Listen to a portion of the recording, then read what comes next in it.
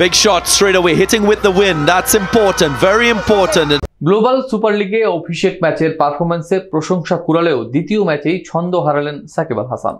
Central স্ট্যাক্সের বিপক্ষে match সেরা হলেও হোবার্ট হারিকেন্সের বিপক্ষে ব্যাটে বলে সুবিধা করতে পারেননি সাবেক বিশ্বসেরা অলরাউন্ডার। বিস্তারিত জানাবো ডেস্ক রিপোর্ট থেকে।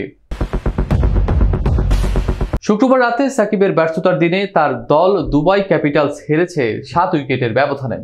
গায়ানাতে টস হেরে ব্যাট করতে নেমে নির্ধারিত 20 ওভারে 8 উইকেট হারিয়ে 141 রান সংগ্রহ করে দুবাই।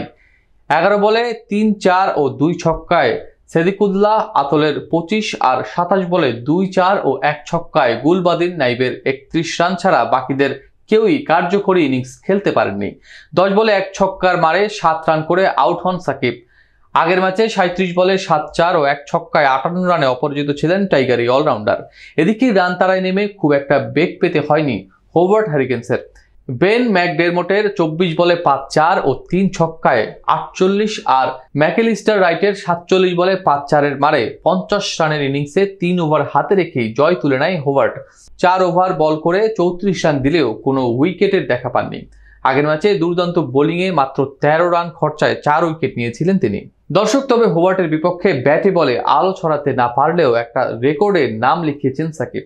স্বীকৃত টি-20তে 7,500 রান ও 490 এর বেশি উইকেট শিকারী একমাত্র ক্রিকেটার তিনি।